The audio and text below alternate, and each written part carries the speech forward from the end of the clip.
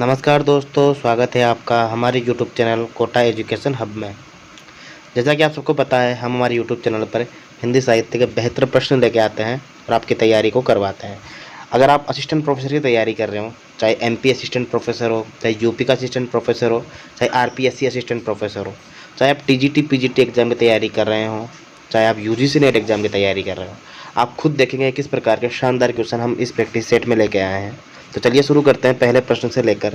बहुत शानदार प्रश्न है, आप खुद बताइएगा कैसे प्रश्न लगे, कमेंट जरूर कीजिएगा अगर अच्छे लगे तो। जो खग हो तो बसेरो करो, मिली कालिंद कुल कदम्ब की डारन, काव्य पंक्ति हिंदी के किस बोली से संबद्ध है। ठीक है, और ये कितनी बार एग्जाम में आई आपको बताने की आवश्यकता नहीं है। ये पंक्ति कभी इसके राइटर पूछते हैं तो कभी इसकी भाषा पूछते हैं। ठीक है, हमको पता है कि ये पंक्तियाँ रस खान की लिखी हुई पंक्तियाँ हैं ये, और हमको पता है कि रस खान जो है कृष्ण भक्त कवि थे, और कृष्ण भक्त कवियों की जो भाषा थी वो ब्रज भाषा थी। तो यहाँ पे सही उत्तर हो जाएगा हमारा ब्रज भाषा। दूसरा प्रश्न देखिए, दूसरा प्रश्न क्या कहता है, अरस्तु ने इनमें से काव्य के कौन से भेद किए थे। अरस्तु ने काव्य के भेद कौन से किए थे। अरस्तु प्लेटो के शिष्य थे, प्लेटो इनसे बड़े थे, अरस्तु इनसे छोटे थे, इनके प्लेटो के शिष्य अरस्तु थे। अरस्तु ने जो काव्य के भेद किए थे उसमें एक तो आपने पढ़ा होगा, तो अनुकरण का सिद्धांत, वो सिद्धांत की बात कर रहा हूँ पहले मैं। अनुकरण का सिद्धांत, विरेचन का सिद्धांत और त्रासदी का सिद्धांत। तो त्रासदी से आपको याद रखना ट्रेजेडी। तो ट्रेजेडी तो एक तो था ही सही, दूसरा ट्रेजेडी यहाँ दिया हुआ है तो ये भी हो जाएगा। तो A और D में से एक चूज करना है। ठीक है, इनकी त्रासदी वाला एक काव्य माना है इन्होंने, काव्य का एक भेद ट्रेजेडी माना है। तो ट्रेजेडी ये हो गया। एक कॉमेडी माना है, जैसे ट्रेजेडी है ना उसी प्रकार कॉमेडी माना है, तो कॉमेडी यहाँ पर भी हो यहाँ पर भी है। अब बचा रियोटोरिक बचा या फिर एपिक बचा। तो एपिक होता है एक प्रकार का महाकाव्य जो एक प्रकार से मिथिक से संबंधित होता है, जो हमेशा मतलब विद्यमान रहता है, जिसकी ख्याति है हमेशा। तो ये 3 प्रकार के भेद किए थे, है ना। या प्रबंध काव्य से भी समझ सकते हैं हम इसको, प्रबंध काव्य से भी। ट्रेजेडी, कॉमेडी और एपिक, ये अरस्तु ने जो अपने काव्य के भेद किए थे। अरस्तु ने 3 सिद्धांत दिए थे, अनुकरण का सिद्धांत, विरेचन का सिद्धांत और त्रासदी का सिद्धांत। ठीक है, याद रखिएगा, बहुत इंपॉर्टेंट है। लगभग 384 के आसपास अरस्तु का जन्म हुआ था और 427 के आसपास प्लेटो का जन्म हुआ था। ठीक है, और 384 के आसपास हुआ था अरस्तु का जन्म। इसके बाद हम लोनजानिस को पढ़ते हैं, जिनका जन्म 1ली शताब्दी या 3री शताब्दी, अलग अलग लोग मानते हैं, जिनका सिद्धांत था उद्दात का सिद्धांत। विचारधारा के अंत की घोषणा किसने की है। विचारधारा के अंत, ठीक है, अलग अलग है जो मतलब अलग अलग घोषणा करते हैं जिस प्रकार से लिखते हैं ना।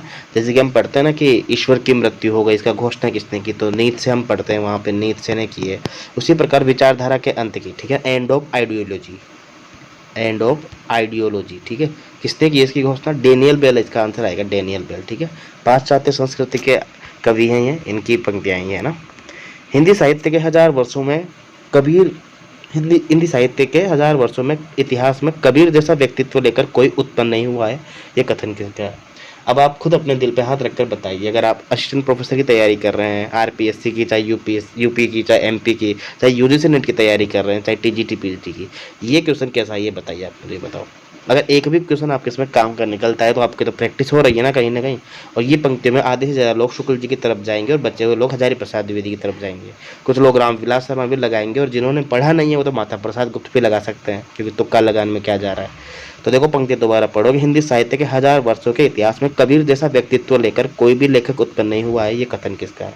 ये कथन उनका है जिन्होंने कबीर को एक भक्त कवि के रूप में स्थापित किया था। कबीर के ऊपर एक पुस्तक लिखी है इन्होंने कबीर नाम से 1941 में, और इसके लेखक है हजारी प्रसाद द्विवेदी। ठीक है, पंक्तियों का सही उत्तर होगा यहाँ पे हजारी प्रसाद द्विवेदी।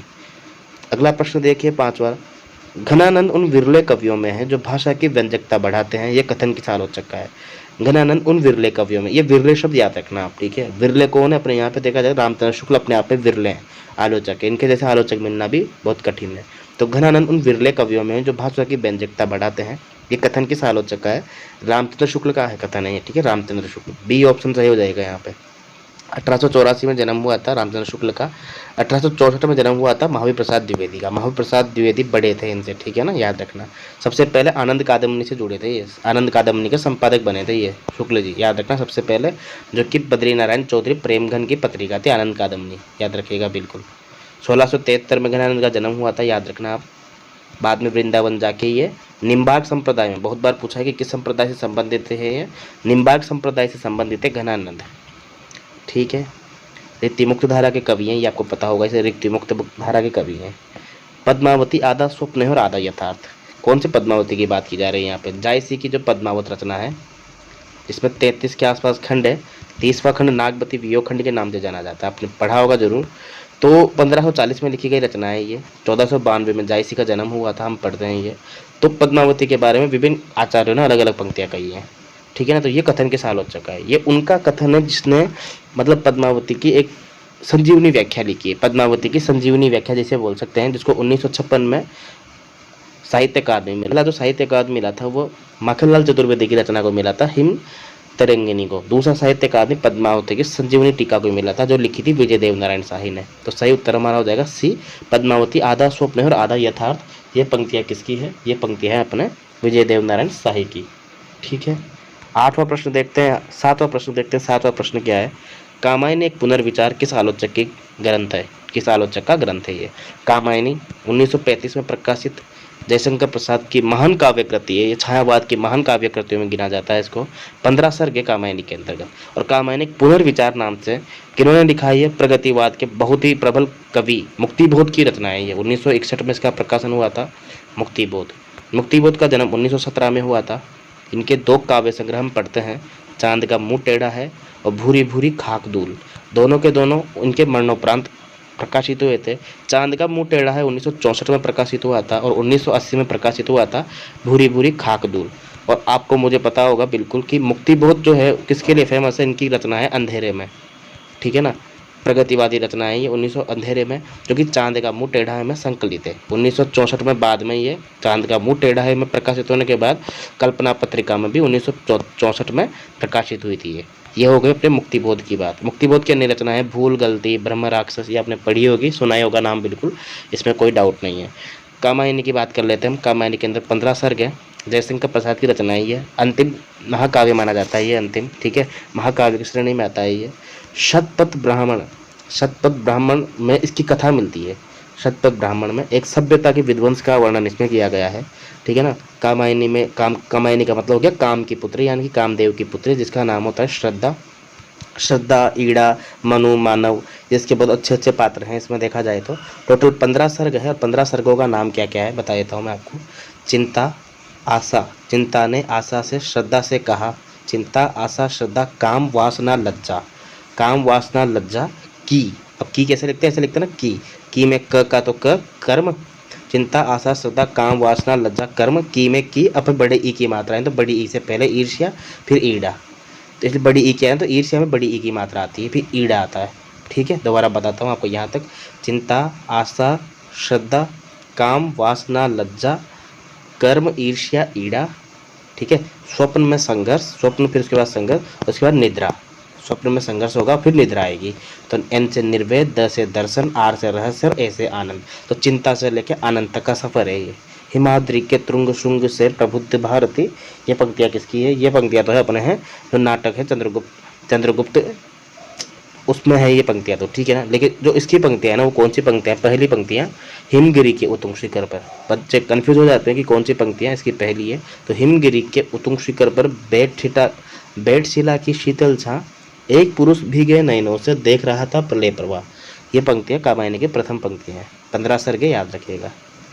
शील, शक्ति और सौंदर्य का व्यंजक काव्य ही आदर्श है। शील, शक्ति और सौंदर्य का जो व्यंजक काव्य है, काव्य ही आदर्श है, ये किसने कहा है? ठीक है ना। शील, शक्ति और सौंदर्य का व्यंजक काव्य ही आदर्श, किसने कहा है? ये पंक्तियाँ किसकी है दोस्तों बताओ।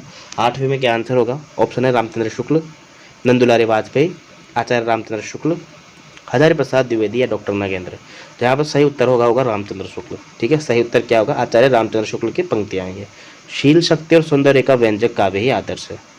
सही जोड़ा बनाइए। ठीक है, ये प्रश्न भी मैंने आपको टेलीग्राम पे बहुत बार कराया है। जब हम टेलीग्राम पे मीटिंग करते हैं वहाँ पे मैं डिटेल में बताता हूँ। और पहले जो मैंने पेपर सोल्व करवाए हैं उनमें मैंने डिटेल में इसका बता रखा है। और मुझे पता था कि यही पूछता है हर बार ये। जब रस सिद्धांत जो दिया था, किसने दिया था? भरत मुनि का नाट्य शास्त्र में रस सिद्धांत दिया था। उसकी व्याख्या करने के लिए 4 आचार्य आए थे, चारों ने अलग अलग व्याख्या दी थी। तो भट्ट लोलट का तो मानते हैं हम कौन सा? उत्पत्तिवाद, जिसे हम आरोपवादी बोलते हैं। भट्ट लोलट आरोपवाद या उत्पत्तिवाद बोलते हैं। ठीक है, भट्ट नायक का कौन सा है? भट्ट नायक का कौन सा हो जाएगा इसमें से? भट्ट नायक का अपने हो जाएगा भुक्तिवाद। ठीक है, शंकुक का हो जाएगा अपना अनुमितिवाद, सॉरी अनुमितिवाद। अभिनवगुप्त का हो जाएगा अभिव्यक्तिवाद। तो ऐसा शंकु का तो अनिमिति दर्शन होता है, भट्ट लोलट का उत्पत्तिवाद, भट्ट नायक का भुक्तिवाद हो जाएगा, अभिनवगुप्त का हो जाएगा अभिव्यक्तिवाद। मिलान कर लेना, ये इसका सही उत्तर हो जाएगा। ठीक है, अगला प्रश्न देखिएगा, तूफानों के बीच किसकी कृति है? तूफानों के बीच, देखो तूफानों के बीच क्या करता है, जो बड़े बड़े रिपोर्टर होते हैं ना, जो हमारे जो टीवी में रिपोर्टर होते हैं, वो क्या करते हैं, तूफानों के बीच में भी जाके रिपोर्टिंग करते हैं। तो बस यही याद रखो, तूफानों के बीच में जाके रिपोर्टिंग करते हैं, तो रिपोर्टाज विधा हो गई है। पहले तो ये याद रखो आप, रिपोर्टाज विधा की रचना है ये तूफानों के बीच। और कृति किसकी है ये बात करें अपन, तो तूफानों के बीच कौन जाएगा? रांगे राघव, इसे याद रखना, रांगे राघव, र से रांगे राघव, र से रिपोर्टाज, तूफानों के बीच, याद रखिएगा। ठीक है, हिंदी आलोचना की 20वीं शताब्दी, हिंदी आलोचना की 20वीं शताब्दी, ये मान के चलो हिंदी आलोचना की जो 20वीं शताब्दी है, देखा जाए तो वो स्त्रियों की है। 20वीं शताब्दी जो है वो स्त्रियों की है। स्त्री भी हमारे साथ साथ चलेगी, उनको कदम से कदम मिला के चलना चाहिए, और उनका भी उतना ही अधिकार है जितना पुरुष का है। ठीक है, वो बराबर है एक प्रकार से देखा जाए तो 20वीं शताब्दी से याद रखना निर्मला जैन। ठीक है, निर्मला जैन की एक आलोचना पुस्तक है ये, हिंदी आलोचना की 20वीं शताब्दी। तो याद रखिएगा, इसका क्या उत्तर हो जाएगा अपना 11वें का सही उत्तर होगा ए, यानी कि निर्मला जैन। ठीक है, मैनेजर पांडे की बहुत बार पूछी जाती है वैसे दोस्तों, साहित्य और इतिहास दृष्टि। ठीक है ना, साहित्य और इतिहास दृष्टि, ये इनकी आलोचना पुस्तक है, साहित्य और इतिहास दृष्टि। बहुत बार पूछी जाती है, और आप कंफ्यूज हो जाओगे कि यार मैनेजर पांडे की है या फिर कुछ और ऑप्शन में, इसलिए इस पर सबसे ज़्यादा कंफ्यूज होते हैं बच्चे। मैनेजर पांडे की हो जाएगी साहित्य और इतिहास दृष्टि। ठीक है, निर्मला जैन की हिंदी आलोचना की 20वीं शताब्दी। ठीक है, ये विश्वनाथ त्रिपाठी वही हैं जिन्होंने वो लिखा था अपना व्योमकेश दरवेश नाम से, हजारी प्रसाद द्विवेदी की जीवनी लिखी थी 2010 में, हजारी प्रसाद द्विवेदी की जीवनी। ठीक है, भक्तों में प्रचलित जनश्रुति के अनुसार सूरदास निम्नलिखित में से किसके अवतार माने जाते हैं? 12वां प्रश्न है, भक्तों में प्रचलित जनश्रुति के अनुसार सूरदास निम्नलिखित में से किसके अवतार माने जाते हैं? और पहला ऑप्शन है कृष्ण, प्रहलाद, सुदामा या उद्धव। देखो सूरदास ने जो चित्रण किया ना, सख्य भाव का चित्रण किया है देखा जाए तो सख्य भाव यानी कृष्ण के जो मित्र हैं, सखा है उद्धव के अवतार माने जाते हैं सूरदास। ठीक है, सूरदास की रचनाएं हम पढ़ते हैं, साहित्य लहरी, सूरसारावली, साहित्य लहरी और सूरसागर। ठीक है, ये 3 प्रकार की कृतियाँ हम पढ़ते हैं सूरदास की। सूरदास जी का भ्रमर गीत आपको पता होगा। इसे मेरी बात सुनो, सूरदास की रचना भ्रमर गीत नहीं है, पहली बात है। भ्रमर गीत सार जो है ना, उसके संपादक रामचंद्र शुक्ल है। तो आपको प्रश्न आ जाए कभी कि भ्रमर गीत सार के संपादक कौन है, तो आपको रामचंद्र शुक्ल लगाना है। भ्रमर गीत तो इनकी एक रचना का पार्ट है देखा जाए तो इसके लेखक तो बात माने कि सूरदास से लिखा ये है, पर भ्रमर गीत का संपादक कौन है? मैंने इस चीज़ को निकाल के कौन लाया था उस किताब के अंदर से, शुक्ल जी लाए थे ना। तो पहला प्रश्न आ चुका और बच्चे काफ़ी बार गलत कर चुके हैं इसको। 13वां प्रश्न देखते हैं, निम्नलिखित में से घनानंद के काव्य की विशेषता कौन सी नहीं है बतानी है। तो घनानंद रीति मुक्त धारा के प्रमुख कवियों में से हैं, बहुत शानदार कवि हैं देखा जाए तो। 1673 में इनका जन्म हुआ था। रीति, बद्ध रीति, सिद्ध रीति, मुक्ति, ये 3 प्रकार की धाराओं में डिवाइड किया था, विश्वनाथ प्रसाद मिश्र ने किया था ये। ठीक है, तो घनानंद को हम रीति मुक्त में पढ़ते हैं। तो घनानंद के काव्य की विशेषता कौन सी नहीं है? जो घनानंद के काव्य की विशेषता है वही रीति मुक्त काव्य की विशेषता है। और रीति मुक्त काव्य की विशेषता हम पढ़ते थे भावजन्य वक्रता, मतलब भावों को प्रधान रखना। मतलब हमारे दिल में जो भी भाव आएंगे हम उन भावों को प्राथमिकता देंगे, न कि किसी राजा के आश्रय में रहकर उनके द्वारा लिखाई गई चीज़ों को लिखेंगे हम। तो जाहिर सी बात है ये होगा इसे, क्योंकि जो रीतिबद्ध रचनाकार है, रीतिबद्ध मतलब रीति से बंधे हुए हैं, वो जो रीति से बंधे हुए हैं वो तो राजाओं के अनुसार चलेंगे देखा जाए तो जैसे राजा कहेंगे वैसे लिखेंगे। ठीक है, लेकिन जो रीति मुक्त है वो तो रीति से मुक्त हो गए ना देखा जाए तो इनकी वो बंधी बंधाई परिपाटी का अनुसरण नहीं करेंगे। ठीक है, भावजन्य वक्रता पहली विशेषता है रीति मुक्त काव्य की, तो ये घनानंद की विशेषता है। भाषा की लाक्षणिकता, बिल्कुल सही बात है, सीधी सपाट, क्योंकि सपाट बयानी नहीं होती ना, सपाट बयानी तो साठोत्तरी कविता की विशेषता है। लाक्षणिकता मतलब भाषा की लाक्षणिकता एक प्रकार से सीधे सीधे बात न कर एक प्रकार से टेढ़े तरीके से बात करना और बहुत अच्छे तरीके से बात करना। भाषा की लाक्षणिकता बहुत अच्छी चीज़ है देखा जाए तो। वस्तु वर्णन की प्रधानता, इसको होल्ड करते हैं क्योंकि यही गलत है। और भाव प्रधान की काव्य शैली, तो भाव प्रधान काव्य शैली ये भी सही है, ये भी सही है। भाषा की लाक्षणिकता ये भी सही है। वस्तु वर्णन की प्रधानता गलत है दोस्तों। वस्तु वर्णन की प्रधानता कैसे गलत होगा? क्योंकि यहाँ पर वस्तु वर्णन नहीं है रीति मुक्त में, रीति मुक्त में है आत्मव्यंजना है या आत्म अभिव्यंजना है। ठीक है, आत्मनिष्ठ शैली को अपनाया गया है, यहाँ पर आत्म सौंदर्य को महत्व दिया गया है। वस्तु वर्णन तो होता है कि बाह्य सौंदर्य का वर्णन देखा जाए ना, तो बाह्य सौंदर्य होगा या वस्तु जो समय वस्तु जो होता है ना एक प्रकार से, उस प्रकार से बाह्य जगत या भौतिक जगत का वर्णन हो जाए एक प्रकार से, तो उस प्रकार से मान सकते हैं वस्तु वर्णन, जो कि घनानु के काव्य में नहीं मिलता और रीतिमुक्त कवियों में भी नहीं मिलता। 14वां प्रश्न देखिए, निम्नलिखित में से 14 प्रश्न है कि निम्नलिखित में से किसकी रचना अलका सारावगी ने नहीं की है। अलका सारावगी महिला कथाकार ही है। पहला ऑप्शन है शेष कादम्बरी, कोई बात नहीं, कली कथा, वाया बाईपास, न हन्यते। ठीक है, तो इसका आंसर क्या हो जाएगा दोस्तों, न हन्यते। न हन्यते इसका सही उत्तर होगा, क्योंकि न हन्यते जो है वो है मैत्रेय पुष्पा की रचना है ये। ठीक है, न हन्यते जो रचना है वो मैत्रेय पुष्पा की है। बाकी जो है कली कथा, वाया बाईपास, कोई बात नहीं, शेष कादम्बरी। बहुत बार एग्जाम में पूछा गया है। कली कथा, वाया पास तो रिकॉर्ड स्तर पर पूछी जाती है दोस्तों। अलका सारावगी की कली कथा, वाया बाईपास। न हन्यते किसकी हो जाएगी, मैत्रेय पुष्पा की।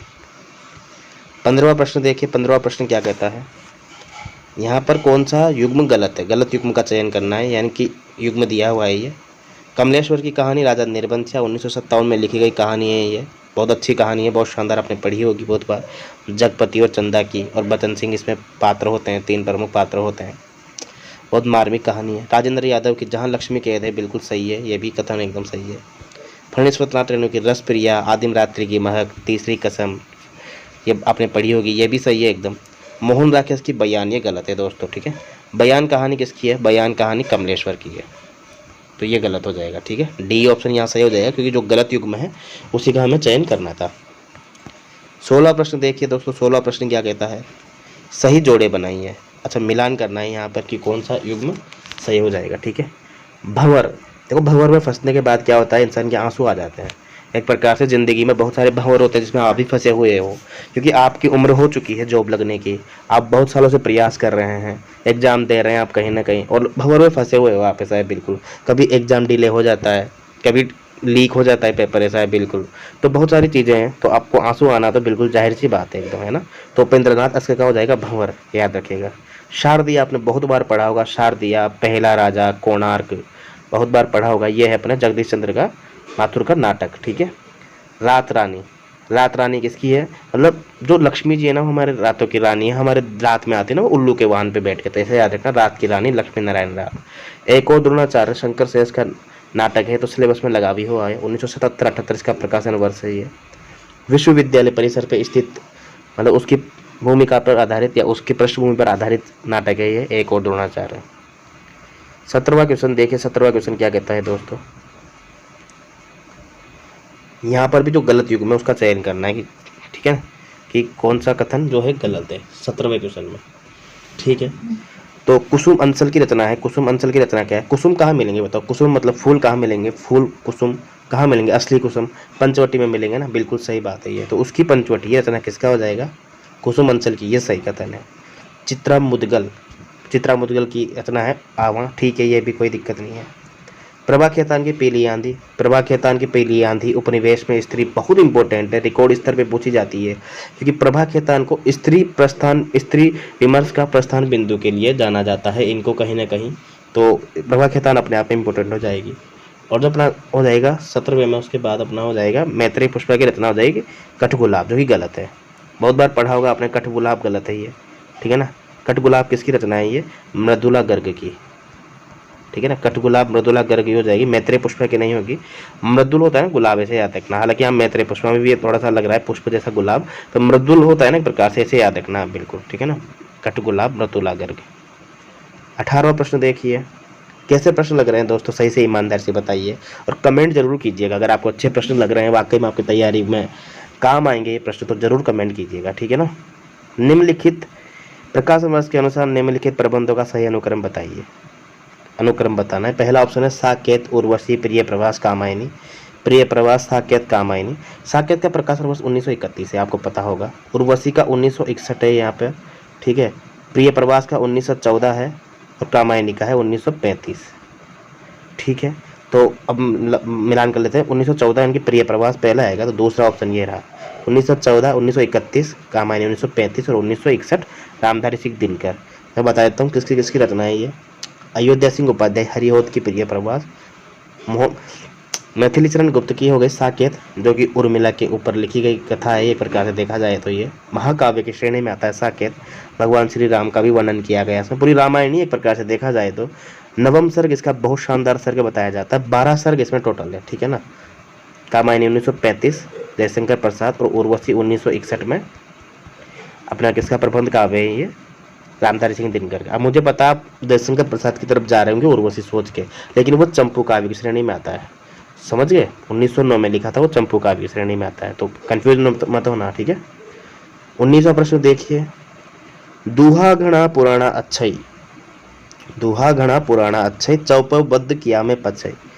दोहा जो है बहुत पुराना अक्षर है, देखा जाए तो पुराना है और अच्छा भी है देखा जाए तो। चौपबद्ध किया मैंने बाद में उसको, तो ये किसके संदर्भ में कहा गया है, पृथ्वीराज रासो, दोहावली, श्रवकाचार या ढोला मारूरा दोहा। ढोला मारूरा दोहा एक लौकिक कथा है और इसी में ये पंक्तियाँ आई गई है, ठीक है, लौकिक कथा है ये ढोला मारूरा दोहा। नगेंद्र में भी इसका उल्लेख किया गया है। ये कुशल लाभ और कल्लोल ये दो कवि माने जाते हैं, दोनों में से एक ही ऑप्शन में दिया रहेगा, लोड मत को आप, ठीक है ना। कवि कल्लोल या कवि कुशल लाभ की रचना मानी जाती है, ठीक है। ढोला मारूरा दोहा याद रखिएगा बिल्कुल। 20वां प्रश्न देखिए, 20वां प्रश्न क्या कहता है कि निम्नलिखित समीक्षा ग्रंथों को उनके लेखकों के साथ सुमेलित करना है, ठीक है। तो नई कविता के प्रतिमान, नई कविता स्वरूप और समस्याएं, कविता से साक्षात्कार, शब्द और स्मृति। देखो बहुत बढ़िया प्रश्न है दोस्तों। नई कविता के प्रतिमान, एक तो ये रचना है और एक है कविता के नए प्रतिमान। अब बच्चे कंफ्यूज होते हैं कि नई कविता के प्रतिमान किसकी है या कविता के नए प्रतिमान किसकी है, ठीक है। आज के बाद नहीं होगा, कोई दिक्कत नहीं है। मुझे ये बताओ, नामवर सिंह की जो रचना है ना, न से नामवर न से नई, कविता के नए प्रतिमान, ठीक है, कविता के नए प्रतिमान, ये याद रखना आप, ठीक है ना।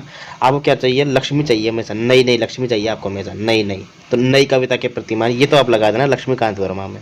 लेकिन कविता के नए प्रतिमान की बात की जाए ना, कविता के नए प्रतिमान, तो आप चल जाना नामवर सिंह के पास, भूलना मत आज के बाद। नई कविता के प्रतिमान लक्ष्मीकांत वर्मा, नई कविता स्वरूप और समस्या ये जगदीश गुप्त की रचना है। नई कविता का स्वरूप और समस्या है जगदीश गुप्त की है। कविता से साक्षात्कार ये मलियज की रचना है, मलियज की रचना है कविता से साक्षात्कार।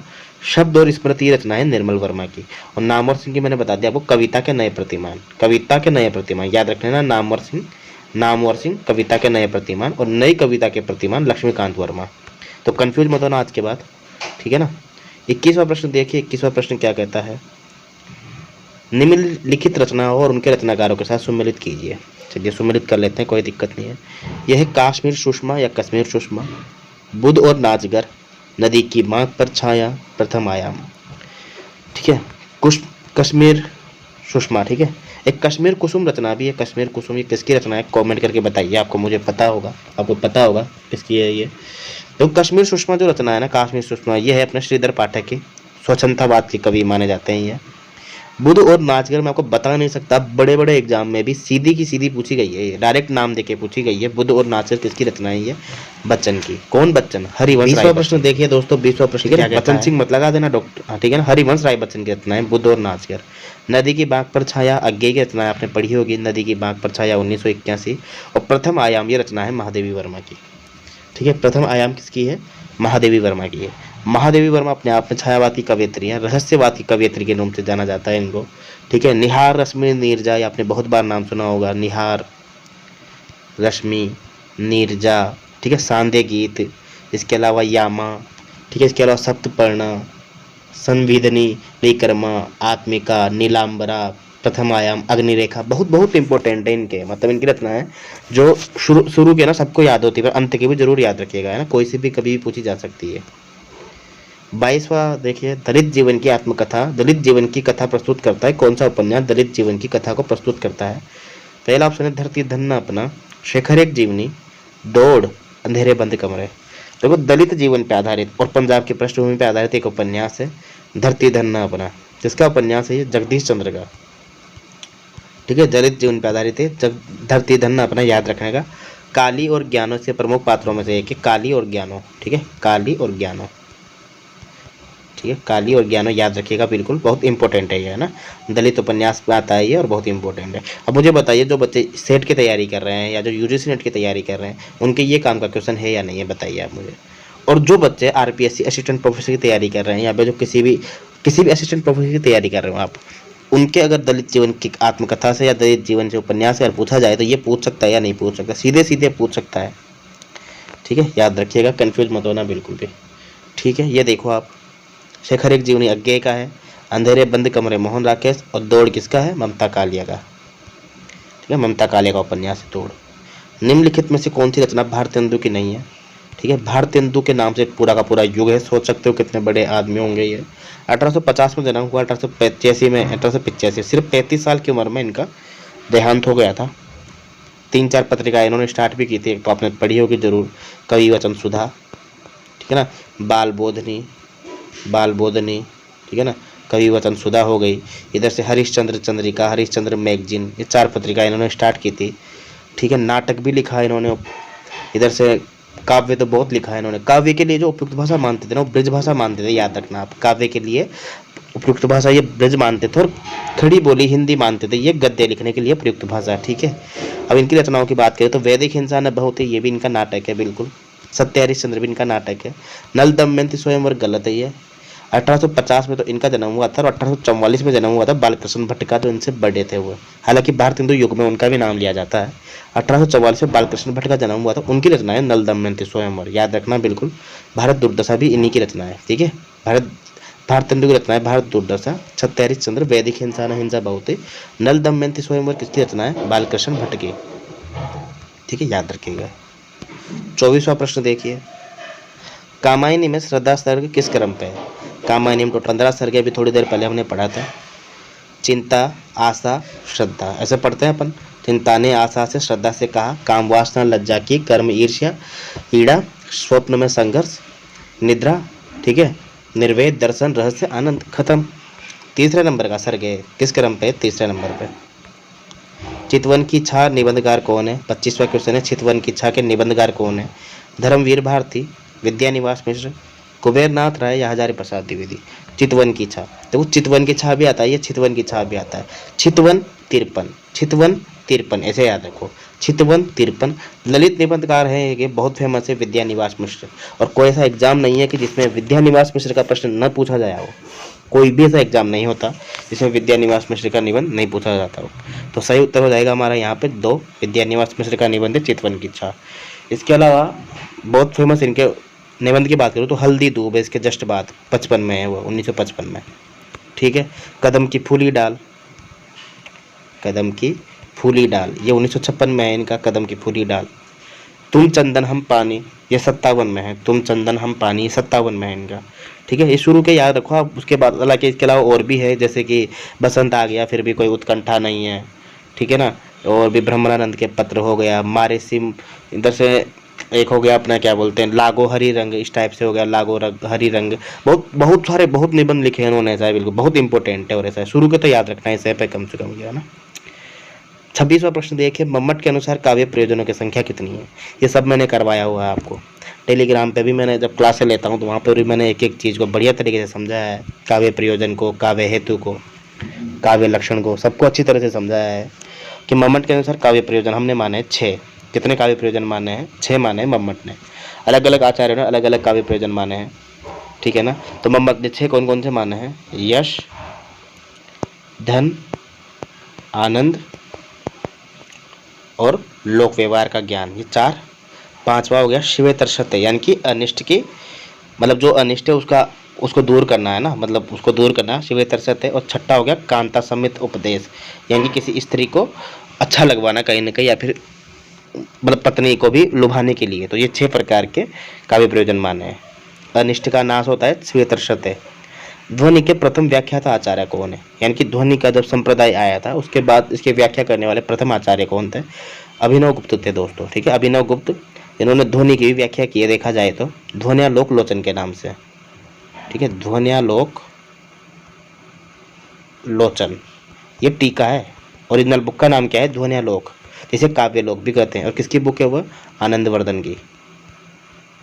आनंदवर्धन की बुक है, आनंदवर्धन की ध्वन्यालोक, जिसमें संप्रदाय, जो कि ध्वनि संप्रदाय के प्रवर्तक आचार्य हैं आनंदवर्धन। 9वीं शताब्दी में इन्होंने ये संप्रदाय, ये सिद्धांत दिया था, देखा जाए तो। और इसी की व्याख्या की है अभिनव गुप्त ने, याद रखिएगा बिल्कुल आप, ठीक है। तो ध्वनि के प्रथम व्याख्याता आचार्य कौन है? अभिनव गुप्त है।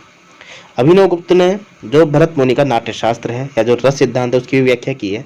अभिनव भारती नाम से टीका लिखी है, अभिनव भारती नाम से जो टीका लिखी है वो नाट्यशास्त्र ग्रंथ की टीका है, याद रखिएगा बिल्कुल। 28वां प्रश्न देखिए, काव्य निर्णय के विषय में क्या सही है ना। काव्य निर्णय के कवि आचार्य कौन है? काव्य निर्णय किसका ग्रंथ है ये बताना है आपको। काव्य निर्णय 28वां क्वेश्चन है। मतीराम, भूषण, देव और भिखारीदास। रीतिकाल का प्रश्न है दोस्तों ये। काव्य निर्णय की बात आ जाए या श्रृंगार निर्णय की बात आ जाए, श्रृंगार निर्णय, ठीक है, रस सारांश की बात आ जाए या बात आ जाए छंदार्णव पिंगल, छंदार्णव पिंगल, तो ये सारी की सारी रचनाएं किसकी है दोस्तों? ये भिखारीदास की। भूलना मत, बहुत बार एग्जाम में आया है। भिखारीदास सही उत्तर होगा यहाँ पे। काव्य निर्णय, श्रृंगार निर्णय, छंदार्णव पिंगल और रस सारांश, ठीक है, बहुत बार एग्जाम में आया है, बहुत बार। भिखारीदास की रचना सीधा पूछता है, डायरेक्ट देखे, है ना। दूसरी परंपरा की खोज, दूसरी परंपरा एक है द से दूसरी 1982, नामवर सिंह की रचना है ये, ठीक है। अच्छा, पूछा है कि किस पर केंद्रित है, किस पर केंद्रित है, ये पूछा है, किस पर केंद्रित है बताना है बिल्कुल। देखो इसके लेखक तो नामवर सिंह है, लेकिन नामवर सिंह के गुरु थे हजारी प्रसाद द्विवेदी। उनके निबंधों पे कहीं ना कहीं देखा है इन्होंने जो लिखा है, ठीक है ना, भारतीय संस्कृति और इनके निबंधों के ऊपर इन्होंने चर्चा की है इस वाली रचना में। तो हजारी प्रसाद द्विवेदी यहाँ पर सही उत्तर हो जाएगा, याद रखिएगा आप, ठीक है। हजारी प्रसाद द्विवेदी इसके केंद्र में है, दूसरी परंपरा की खोज में। समवेगों का संतुलन का संबंध है, समवेगों का संतुलन का संबंध किससे है? 30वां क्वेश्चन है। वस्तुनिष्ठ समीकरण, मूल्य सिद्धांत, संप्रेषण सिद्धांत या अनुकरण सिद्धांत। अनुकरण सिद्धांत गलत हो जाएगा, जो कि किसका है ये? अरस्तु का। वस्तुनिष्ठ भी गलत हो जाएगा, वस्तुनिष्ठ समीकरण का सिद्धांत है किसका है? इलियट का। संप्रेषण सिद्धांत और मूल्य सिद्धांत, तो मूल्य सिद्धांत सही उत्तर होगा। मूल्य सिद्धांत दिया था आई ए रिचर्ड्स ने, आई ए रिचर्ड्स, 1892 में आई ए रिचर्ड्स का जन्म हुआ था। तो समवेगों का संतुलन की बात आई ए रिचर्ड्स ने की है, याद रखिएगा, भूल मत जाना बिल्कुल। 1892 में तो आई ए रिचर्ड्स का जन्म हुआ है, 1888 में तो इलियट का जन्म हुआ है, 1866 में का जन्म हुआ है, 1772 में कोल्ड्रिज का जन्म हुआ है, 1770 में वर्ड्सवर्थ का जन्म हुआ है। पहली शताब्दी और तीसरी शताब्दी लॉन्जाइनस की मानी जाती है। 327 में जन्म मानते हैं, 384 में जन्म मानते हैं अरस्तु का, और 427 में जन्म मानते हैं प्लेटो का। तो ये क्रम हो जाएगा, प्लेटो, अरस्तु, लॉन्जाइनस, वर्ड्सवर्थ, कोल्ड्रिज, क्रोचे, उसके बाद इलियट, फिर अपने ये रिचर्ड्स, याद रखिएगा, फिर क्रम मत भूल जाना। अंतर्विरोध या पैराडॉक्स सिद्धांत के संस्थापक कौन है? अंतर्विरोध या पैराडॉक्स, ठीक है, इसके संस्थापक कौन है? रैनसम, एलन टेट, टेलियड या क्लिंथ ब्रुक्स। क्लिंथ ब्रुक्स इसका आंसर होगा दोस्तों, ठीक है ना। पाश्चात्य संस्कृति से संबंधित प्रश्न है, ये भी याद रखिएगा आप। सही उत्तर क्या हो जाएगा? 31वें का। 31 में जो हमारा सही उत्तर होगा वो होगा हमारा क्लिंथ ब्रुक्स, ठीक है। अगला प्रश्न देखते हैं, 32वां प्रश्न क्या कहता है। 32वां प्रश्न देखते हैं कि निम्नलिखित में से कौन सी विशेषता स्वच्छंदतावाद की विशेषता नहीं है। निम्नलिखित में से कौन सी विशेषता स्वच्छंदतावाद की नहीं है, उसका बताना है। स्वच्छंदतावाद, ठीक है, स्वच्छंदतावाद के प्रवर्तक कौन माने जाते हैं यहाँ पे? वैसे देखा जाए तो पाश्चात्य संस्कृति की सभ्यता ये देखा जाए तो जिसका प्रवर्तक है वर्ड्सवर्थ, ठीक है। वर्ड्सवर्थ का जन्म मैंने बताया भी आपको 1770 में हुआ था। वर्ड्सवर्थ के परम मित्र थे कोलरिज, ये याद रखना आप, ठीक है ना। और इसी के स्वच्छंदतावाद को मिटाने के लिए, स्वच्छंदतावाद के ही विरोध में कौन सा सिद्धांत आया था? इलियट का सिद्धांत आया था, निर्वैयक्तिकता का सिद्धांत। हालांकि ये चर्चा हम बाद में करेंगे, यहाँ तो सही उत्तर है वो बताना है कि निम्नलिखित में से कौन सी विशेषता स्वच्छंदतावाद की नहीं है? व्यक्तिकता, ठीक है, घोर व्यक्तिकता पे ध्यान देते थे, मतलब जो हमारी मर्जी होगी। व्यक्तिकता का मतलब क्या होगा? पर्सनल जीवन या हमारी जो हमारी इच्छा होगा, यानी कि कवि के मूल्यों को ज्यादा समर्थन देना, न कि कविता को समर्थन देना। तो कवि को अगर समर्थन मिलेगा तो कविता को कहाँ से समर्थन मिलेगा? कवि अपने आप को न बताकर कविता में कविता के स्वरूप को बताए तो वो कविता कहलाएगी। तो व्यक्तिकता थी इसमें स्वच्छंदतावाद में, इसी के खिलाफ फिर इलियट का सिद्धांत आया था। तो व्यक्तिकता सही बात है, जो कि स्वच्छंदतावाद की विशेषता है। जो नहीं है वो बताना है। कल्पनाशीलता तो होगी, इसके बिना कल्पना के तो कविता या काव्य हो ही नहीं सकता। भावुकता भी थी, कोई दिक्कत नहीं है, भावुकता भी थी, लेकिन परंपरा के प्रति आस्था नहीं थी। मैंने कहा ना कि जो व्यक्ति अपनी मन मर्जी का लिखेगा वो क्या रामचरितमानस को पढ़ेगा? नहीं पढ़ेगा। पृथ्वीराज दास को पढ़ेगा? नहीं पढ़ेगा। साकेत को भी नहीं पढ़ेगा वो। अगर उसको राम के ऊपर लिखना है तो अपने मन से कुछ भी लिख देगा, टीवी देख के या यूट्यूब देख के कुछ भी, परंतु वो पूर्ण रचना नहीं पढ़ेगा। वो स्वतंत्रतावादी कवि है। अगर आप उससे कहने जाओगे कि यार तू लिख रहा है तो रिसर्च तो कर, बोला नहीं भाई मैं तो आजाद हूँ, छंद में लिखूंगा तो मेरी मर्जी, नहीं लिखूंगा तो मेरी मर्जी, ठीक है ना। एक नंबर के पप्पू होते हैं ऐसे लोग, ऐसा है बिल्कुल। परंपरा के प्रति आस्था बहुत जरूरी है, जो कि स्वच्छंदतावाद की विशेषता नहीं थी। परंपरा के प्रति आस्था या परंपरा की अवधारणा, ये सिद्धांत किसने दिया था? इलियट ने दिया था। इलियट ने, याद रखिएगा बिल्कुल। इलियट इसीलिए बड़े नहीं है, ठीक है ना, कि उसने कोई सिद्धांत दिया वगैरह। नोबेल पुरस्कार मिला था इनको, नोबेल पुरस्कार आप समझते हैं कितना बड़ा अवार्ड है ये, ठीक है। 1949 में मिला था ये द वेस्टलैंड कृति के लिए। द वेस्टलैंड, जिस प्रकार कामायनी है ना एक प्रकार से एक सभ्यता का ध्वंस हो जाता है तो उसके ऊपर लिखी गई रचना है, वैसे द वेस्टलैंड भी एक ऐसी ही रचना है, ठीक है ना। इसके लिए इनको मिला था। हीरा मोती फिल्म प्रेमचंद की किस कहानी पर आधारित है? 33वां प्रश्न ही है, आसान प्रश्न है, बचपन से पढ़ा होगा आपने।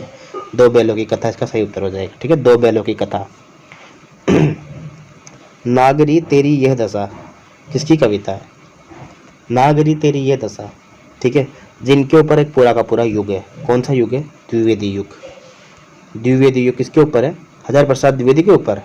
नहीं, हजारी प्रसाद द्विवेदी के ऊपर नहीं है, महावीर प्रसाद द्विवेदी के ऊपर है, ठीक है। और इन्हीं की कविता है ये।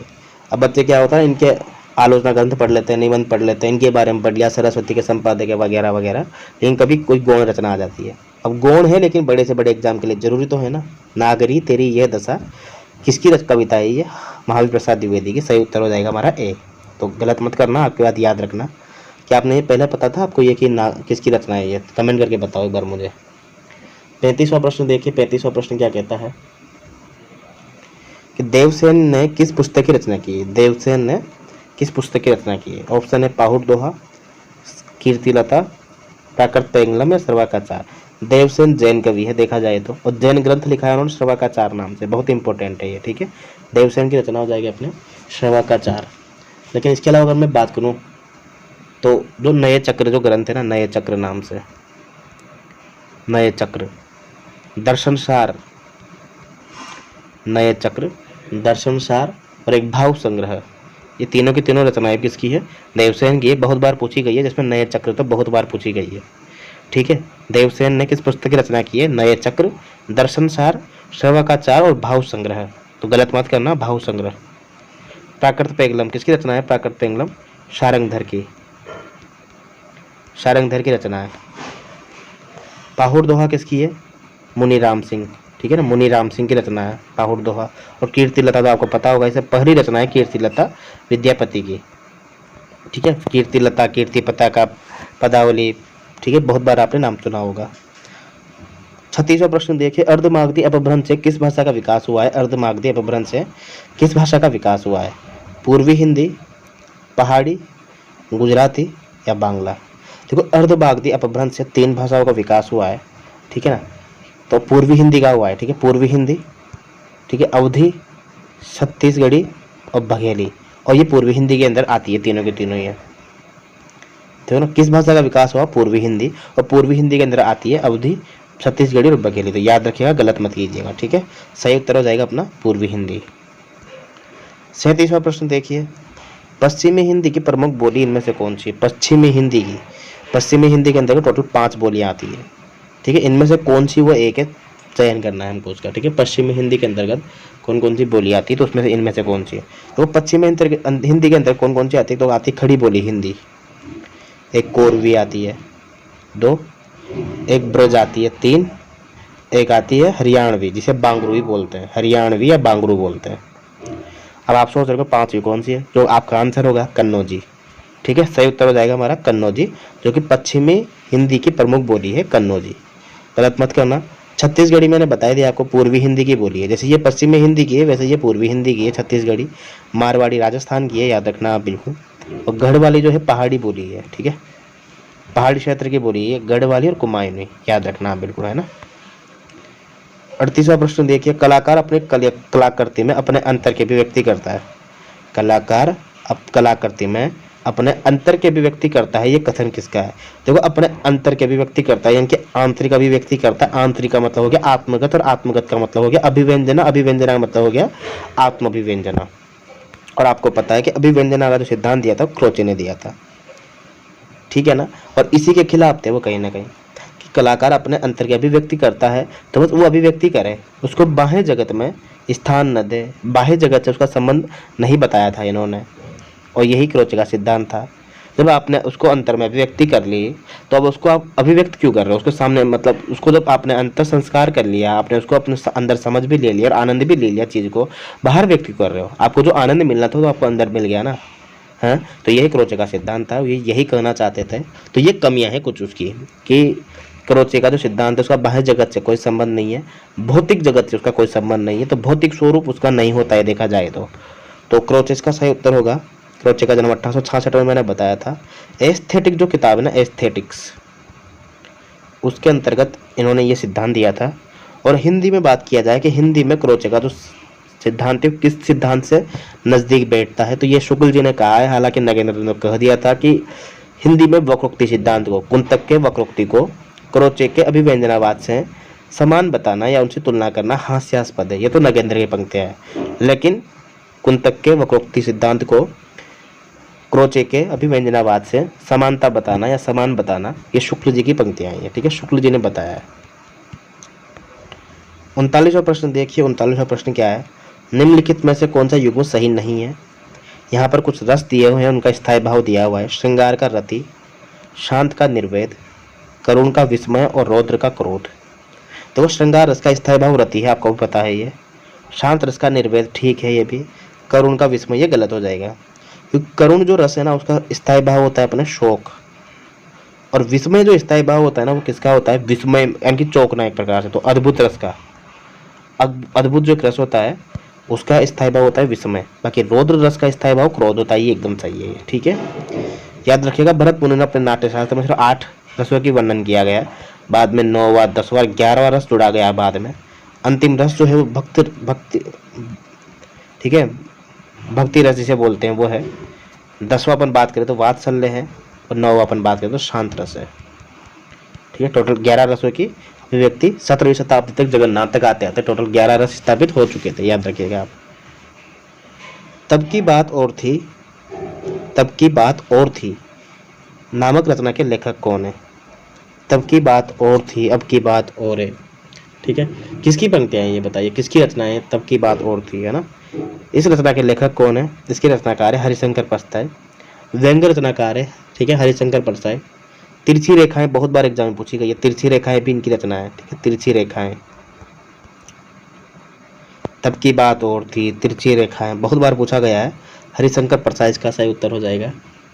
पगडंडियों का जमाना, ठीक है ना, जैसे उनके दिन फिरे, सदाचार का ताबीज, इसके अलावा वैष्णव की फिसलन, भूत के पांव पीछे, बेईमानी की परत, तुलसीदास चंदनगी से, सुनो भाई साधु, विकलांग श्रद्धा का दौर, अपनी अपनी बीमारी, शिकायत मुझे भी है, ठिठुरता हुआ गणतंत्र।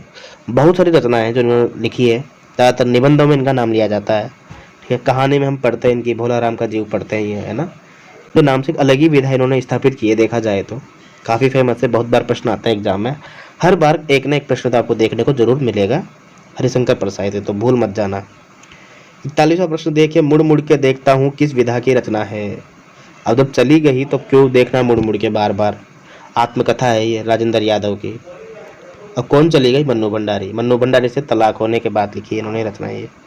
मुड़ मुड़ के देखता हूँ, मन्नू भंडारी इनकी पहली पत्नी थी, पहले मतलब पत्नी थी पहले, बाद में इनका तलाक हो गया था। राजेंद्र यादव की आत्मकथा है, याद रखिएगा। मुड़ मुड़ के देखता हूँ। नए पुराने झरोखे किस रचनाकार की कृति है? नए पुराने झरोखे किस रचनाकार की कृति है? ठीक है, 45 में आंसर बताना आपको। देखो सबसे पहले तो विधा बताओ कि विधा कौन सी? ये विधा हो जाएगी अपनी गद्य, गद्य में भी निबंध। इसके रचनाकार कौन है? हरिवंश राय बच्चन। ठीक है, पहला ऑप्शन सही हो जाएगा। हरिवंश राय बच्चन की रचना है नए पुराने झरोखे। हालावाद के लेखक माने जाते हैं, प्रवर्तक भी माने जाते हैं। मधुशाला, मधुबाला, मधु कलश, मुझे पता है इन तीनों में कंफ्यूज होते होंगे आप। मधुशाला, मधुबाला, मधु कलश, कैसे याद करोगे आप? शबाना, ऐसे याद कर लो आप, शबाना याद कर लो आप। भाई शबाना के पास क्या है? मधु कलश है। तो शबाना पहले शाला वाली आएगी, फिर मधुबाला आएगी, फिर कलश आएगा। शबाना के पास कलश है, ऐसे याद कर लो आप। तो मधुशाला, मधुबाला, मधु कलश। सबसे ज़्यादा बच्चों को दिक्कत इसी में होती क्रम से, तो भूल मत जाना आप। 43वां प्रश्न देखो। निम्नलिखित में से सूफी काव्यधारा का रचनाकार कौन नहीं है? सूफी, सूफी काव्यधारा में हम कुतुबुन को ही पढ़ते हैं। इनकी रचना कौन सी पढ़ते हैं हम? चंदायन। मुल्ला कुतुबुन की मृगावती पढ़ते हैं, मृगावती। मुल्ला दाऊद की चंदायन पढ़ते हैं सूफी काव्य के अंतर्गत 1379। ठीक है, मृगावती का 1501। जायसी की पद्मावत पढ़ते हैं हम 1540। रसखान सूफी काव्यधारा के कवि नहीं है। रसखान जो है वो निरपेक्ष संप्रदाय कवि हैं देखा जाए तो। ठीक है, और कृष्ण भक्त कवियों में इनकी चर्चा की जाती है। सैयद इब्राहिम खान इनका ओरिजिनल नाम है, सैयद इब्राहिम खान। ठीक है, रसखान। 44वां प्रश्न देखिए, किस समीक्षक ने निर्व्यक्तता का सिद्धांत दिया है? निर्व्यक्तिकता का सिद्धांत, परंपरा की अवधारणा और वस्तुनिष्ठ समीकरण, ये तीनों के तीनों सिद्धांत दिए थे टी.एस. इलियट ने। ठीक है, T S. Eliot, Thomas Stearns Eliot ने दिए थे ये निर्व्यक्तिकता का सिद्धांत। व्यक्तिकता के सिद्धांत के खिलाफ, और व्यक्तिकता का सिद्धांत किसने दिया था? वर्ड्सवर्थ ने, या फिर देखा जाए तो स्वतंत्रवाद की एक विशेषता है व्यक्तिकता, तो इसके खिलाफ दिया था। इन्होंने कहा था कि there is a separation between who write and who suffer, कि जो कविता है ना वो व्यक्तित्व की अभिव्यक्ति नहीं है बल्कि व्यक्तित्व से पलायन है। अपने आप को कविता के अंदर मत थोपो, काव्य को पहले स्थान दो, फिर बाद में कवि को स्थान दो। कवि तो माध्यम मात्र है देखा जाए तो। इस प्रकार से बहुत अच्छे तरीके से व्यक्त किया था इन्होंने निर्व्यक्तिकता का सिद्धांत टी.एस. इलियट। 45वां प्रश्न देखिए, 45वां प्रश्न क्या कहता है? रीतिकालीन आचार्यों में निम्नलिखित में से अलंकार निरूपण करने वाले कौन नहीं थे? जिन्होंने अलंकार निरूपण नहीं किया या अलंकार ग्रंथ नहीं लिखा है। तो 45वें का आंसर क्या हो जाएगा? मतीराम। सही बात है, मतीराम ने भी लिखा है ललित कलाम के नाम से अलंकार ग्रंथ। पद्माकर का भी हो जाएगा, पद्माकर ने लिखा है पद्माभरण नाम से, तो यह भी हो जाएगा। मुरलीधर भूषण और शिवराज भूषण, देखो शिवराज भूषण तो एक कृति है देखा जाए तो, शिवराज भूषण तो कोई लेखक है नहीं, तो एक तो ये गलत हो जाएगा अपना, क्योंकि शिवराज भूषण किसकी रचना है? भूषण की। ठीक है ना, भूषण की रचना है शिवराज भूषण, किसकी रचना है? भूषण की। ठीक है, अलंकार ग्रंथ है ये। ऐसा मत सोचना कि छत्रपति शिवाजी के ऊपर लिखी गई है क्या ये भी एक प्रकार से अलंकार ग्रंथ है। मुरलीधर भूषण एक कवि हैं देखा जाए तो, कुछ लोग भूषण का ही नाम मुरलीधर भूषण बताते हैं, परंतु यहाँ पूछा था कि अलंकार निरूपण करने वाले कौन नहीं थे, तो देखो इन तीनों को तो हमें सही मानना ही पड़ेगा, क्योंकि शिवराज भूषण तो कोई कवि थोड़े नहीं, वो तो एक कृति है। तो 45 का आंसर बी हो जाएगा। 46वां प्रश्न देखिए, रास पंचाध्यायी अष्टछाप के किस कवि की रचना है? रास पंचाध्यायी अष्टछाप के किस कवि की रचना है? रास पंचाध्यायी अष्टछाप के कवि हैं। कृष्णदास भी अष्टछाप के कवि हैं, सूरदास भी हैं, परमानंद दास भी है, नंददास भी है। रोला छंद में लिखी गई नंददासी कृति है, भागवत के 10वें स्कंद पे आधारित। ठीक है ना, कृष्ण भगवान का वर्णन किया गया है इसमें। रास पंचाध्यायी नंददास रोला छंद में लिखी हुई रचना है ये। रसिक प्रिया के रचनाकार कौन है? 47वें का आंसर बताना पड़ेगा आपको। रसिक प्रिया के रचनाकार कौन है? विद्यापति, जयदेव, केशवदास या पद्माकर? सबको आपको उसका आंसर पता होगा, केशवदास इसका सही उत्तर हो जाएगा। रसिक प्रिया के रचनाकार कौन है? केशवदास हो जाएगा। केशवदास के 7, 8, 9 रचनाएं पढ़ते हैं हम। बहुत सारे लोग 7 बताते हैं, बहुत 9 बताते हैं। रसिक प्रिया बताते हैं एक तो, एक कवि प्रिया, एक रामचंद्रिका, सबने सुनी होगी रामचंद्रिका। तुलसीदास से मतलब एक प्रकार से डिसरेस्पेक्ट पाने के बाद इन्होंने एक ही दिन में रामचंद्रिका लिखी थी देखा जाए तो। कठिन काव्य का प्रेत बताते हैं शुक्ल जी इनको। रसिक प्रिया, कवि प्रिया, रामचंद्रिका, नखशिख, नखशिख भी इनकी रचना है, नखशिख। छंदमाला भी इनकी रचना है, छंदमाला। इसके अलावा बात करूँ विज्ञान गीता, तो बहुत बार एग्जाम में पूछी गई, सीधी सीधी पूछी गई, सीधी सीधी, डायरेक्ट नाम देखिए। विज्ञान गीता किसकी रचना है? रतन बावनी। ठीक है ना, जहांगीर जस चंद्रिका, वीर सिंह देवचरित, ये सारी सारी रचनाएं किसकी है? केशवदास की है। शोभित कर नवनीत लिए, घुट रुनु चलत रेणु दन, मंडित मुख दधि लेप किए। शोभित कर नवनीत लिए, हाथों में नवनीत ले लिया है, माखन का जो ढेला है वो ले लिया है कृष्ण भगवान ने, और घुटनों के बल चल रहे हैं कहीं ना कहीं, मुंह पे लेप लगा हुआ है। इस कविता की भाषा क्या है? पहले तो आपको सबको पता होगा कि सूरदास की पंक्तियां ही है, और सूरदास की भाषा ब्रज होती थी देखा जाए तो अधिकतर, है ना, जब कृष्ण के पद लिखते थे। 48 का सही उत्तर हो जाएगा बी। 49वां प्रश्न देखिए, अरे रूप सी कौन व्योम से उतर रही चुपचाप, छिपी निज छाया कवि में आप, इन पंक्तियों में कौन सा अलंकार है? अरे रूप सी कौन, है ना, कि ये रूपवती कौन है जो व्योम से उतर रही है? ये दोस्तों छायावादी जो कवि है ना उनका वर्णन है, देखा जाए तो ये मानवीकरण अलंकार है। यहाँ पे संध्या का वर्णन किया गया है, यहाँ पे संध्या का, है ना। तो ये उन्हीं की रचना है, ये संध्या नाम से रचना है ये। युगांत में, युगांत के अंतर की कविता संकलित, और युगांत जो है वो काव्य संग्रह किसका आपको पता होना चाहिए, पंत का। सुमित्रा पंत की रचना है युगांत, उसके अंतर्गत संध्या नाम से एक रचना है। तो संध्या का मानवीकरण किया गया है कि अरे रूप सी कौन व्योम से उतर रही चुपचाप, छिपी निज छाया छवि में आप। इनमें अलंकार है मानवीकरण, और मानवीकरण अलंकार वही होता है जहाँ पे निर्जीव वस्तुओं का मानव के समान अंकन किया जाए, वहां पे मानवीकरण अलंकार होता है। अबला जीवन हाय तुम्हारी यही कहानी, आंचल में है दूध और आंखों में पानी। मैथिली शरण गुप्त की किस काव्य रचना में ये पंक्तियां ली गई है, किस काव्य रचना से ये पंक्तियां ली गई है। प्रश्न कैसा लग रहे हैं दोस्तों, कमेंट जरूर कीजिएगा।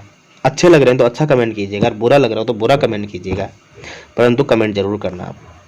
अबला जीवन हाय तुम्हारी यही कहानी, आंचल में है दूध और आंखों में पानी। कितनी मार्मिक पंक्तियां ना दोस्तों।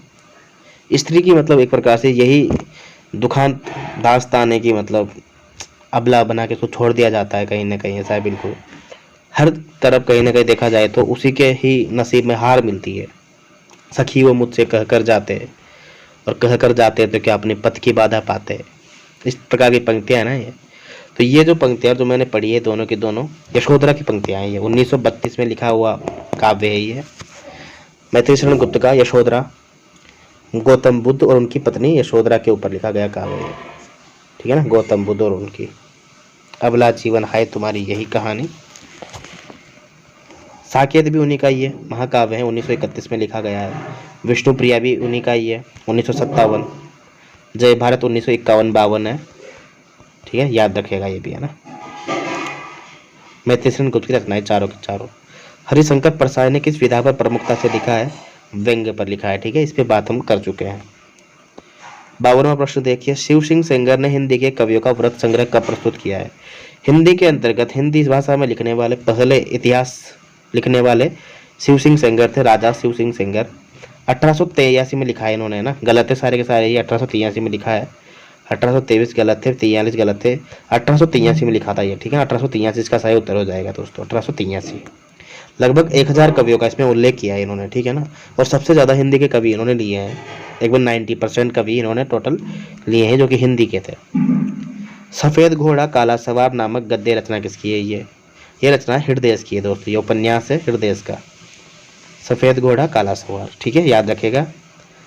54वां प्रश्न देखिएगा दोस्तों कि सफ़ेद पतझड़ था, झाड़ खड़े थे, सूखे थे फुलवारी में, किस लये दल कुसुम बिछाकर आए तुम इस क्यारी में। पतझड़ था, झाड़ खड़े थे, सूखे से फुलवारी में, किस लिए दल कुसुम बिछाकर आए तुम इस क्यारी में, कि क्यों आए और तुम आए किस लिए दल कुसुम बिछाकर। जयशंकर प्रसाद की ये पंक्तियां किस संग्रह से ली गई है, 1925 में लिखा गया आंसू खंड काव्य से ये पंक्तियां ली गई है, याद रखिएगा। झरना 1918 में लिखा गया छायावाद का प्रथम काव्य संग्रह माना जाता है ये। कामायनी 1935 में छायावाद की पराकाष्ठा वाली रचना है, सबसे शानदार रचना। और लहर 1933 में, ये भी छायावादी रचना है। चारों की चारों रचनाएं जयशंकर प्रसाद की, याद रखिएगा। दलित लेखन की विचारधारा क्या है, मार्क्सवादी, अम्बेडकरवादी, जनवादी, इनमें से कोई नहीं, अम्बेडकरवादी, ठीक है, कोई डाउट नहीं होना चाहिए इसमें। 56वां प्रश्न देखिए, खेती न किसान को भिखारी को न भीख बली, बनिको को बनिज न चाकर को चाकरी, ठीक है ना। पंक्तियां किसकी है, किसकी काव्य पंक्तियां हैं ये, कवितावली से ली गई पंक्तियां हैं ये। और आपको पता होगा कवितावली जो है वो तुलसीदास की रचना है।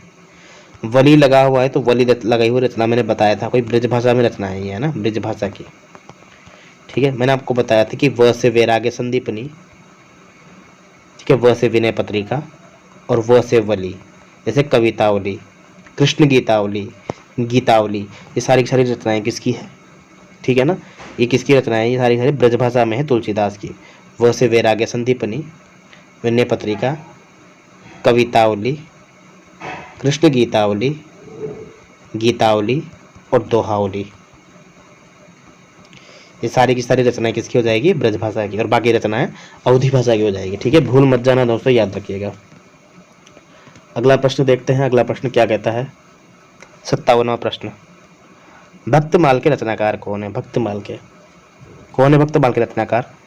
केशवदास, सेनापति, नरहरि बारेट या नाभादास? नाभादास इसके रचनाकार है। 1584 के आसपास भक्तमाल की रचना मानी जाती है। ठीक है, इन्होंने जो इनसे पहले जितने भी महान भक्त कवि हुए हैं ना, उनका जीवन वृत्तांत इसमें शामिल किया गया है। ठीक है ना, लगभग 150-200 कवियों का वर्णन किया है इसमें से, और छंद मात्र 300 या फिर मतलब ज़्यादा नहीं है, ऐसा नहीं है। मतलब हर एक कवि के ऊपर ज़्यादा से ज़्यादा एक छंद लिखा है या मैक्सिमम 2 छंद लिखा है। किसी के ऊपर 4 पंक्तियाँ तो किसी के ऊपर 8 तो किसी के ऊपर 10 ज़्यादा से ज़्यादा। इसलिए कवि तो बहुत सारे ले लिए और वर्णन ज़्यादा से ज़्यादा 1-1, 2-2 लाइन का लिया है इन्होंने। नाभादास सही उत्तर हो जाएगा 57वें क्वेश्चन का।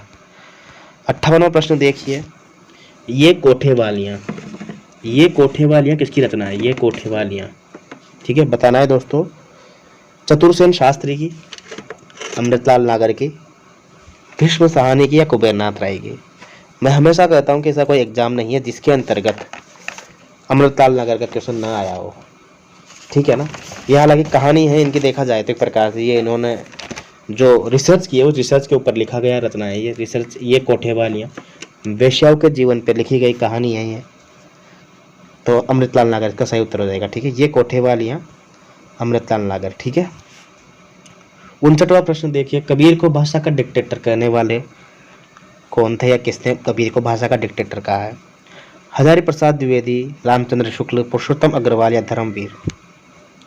हजारी प्रसाद द्विवेदी इसका सही उत्तर होगा। कबीर को भाषा का डिक्टेटर किसने कहा है? हजारी प्रसाद द्विवेदी ने। कबीर का जन्म 1398 माना गया है और यही माना जाता है, सबसे ज़्यादा यही माना गया है। ठीक है, इसके अलावा अगर मैं बात करूँ तो पंचमेली खिचड़ी का किसने कहा है? पंचमेली खिचड़ी किसने कहा है? कबीर भाषा का डिक्टेटर तो कहा है, ये वाणी का डिक्टेटर हजारी प्रसाद द्विवेदी ने। तो श्याम सुंदर दास ने क्या कहा है? पंचमेली खिचड़ी। ठीक है ना, श्याम सुंदर दास ने पंचमेली खिचड़ी। अब मैं बात करूं शुक्ल जी की, तो पंचमेली भाषा का है। पंचमेली भाषा किसने कहा है? शुक्ल जी ने। लेकिन पंचमेली खिचड़ी किसने कहा है? श्याम सुंदर दास ने। संत भाव इनकी जो भाषा है, संत भाषा किसने कहा है? संत भाषा किसने कहा है? संत भाषा इनकी भाषा को बच्चन सिंह ने। ठीक है, डॉक्टर बच्चन सिंह ने इनकी भाषा को संत भाषा कहा है। ठीक है, इसके अलावा जो इनकी रचना है उनको बीजक इनका एक काव्य संग्रह मिलता है, आपको पता होगा बिल्कुल। रमेनी, सबद और साखी इनके महत्वपूर्ण अंग है जो कि इसमें सम्मिलित है। रमेनी, साखी और सबद। ठीक है, याद रखिएगा। 60वां प्रश्न देखिए, 60 प्रश्न क्या कहता है? 60वां, निम्नलिखित पंक्तियों में कौन सा अलंकार है? खड़ग बीज चमके चहुओरा, बूंद बान बरसही घन गोरा। तो खड़ग बीज चमके चहुओरा, कहीं चारों तरफ एक प्रकार से बिजली चमक रही है, या प्रकार से तलवार चमक रही है ना। बूंद बान बरसही घन गोरा, और एक प्रकार से भयंकर बारिश भी हो रही है, और तुम अभी तक भी नहीं आए हो पिया। तो पिया के विरह में लिखी गई पंक्तियां हैं, रूपक अलंकार है ये। पद्मावत की पंक्तियां, ये पद्मावत, जायसी के पद्मावत की पंक्तियां, ये पद्मावती के विरह को इसमें दिखाया गया है। ठीक है, नागमती के विरह को नहीं, पद्मावती के विरह। ठीक है, नागमती का विरह वाला अलग खंड है वो। कौन सा अलंकार है? फिर से बताना कि बार बार वर्षण है मूसलाधार, बार बार गर्जन वर्षण है मूसलाधार, हृदय थाम लेता संसार, सुन सुन घोर वज्र हुंकार। कौन सा अलंकार होगा यहाँ पे? यहाँ पे पुनरुक्ति प्रकाश होगा। पुनरुक्ति प्रकाश कहाँ होता है? जैसे दो ऐसे शब्द बार बार आते हैं ना, मतलब बार बार, सुन सुन या रिपीटेटिव आते हैं, लेकिन जिनका अर्थ नहीं निकलता है। अगर अर्थ निकलेगा अलग अलग तो फिर तो यमक हो जाएगा ना वो। लेकिन दो बार आ रहे हैं, रिपीट हो रहे हैं, लेकिन वो उनका कोई अर्थ नहीं निकल रहा है, वो सिर्फ एक सामान्य संदर्भ में आए हैं, तो पुनरुक्ति प्रकाश अलंकार होता है वहाँ पे, याद रखिएगा। 61 का सही उत्तर हो जाएगा यहाँ पे पुनरुक्ति प्रकाश। 62वां देखिए, अलंकार केवल वाणी की सजावट के लिए नहीं है, भाव की अभिव्यक्ति के विशेष द्वार है।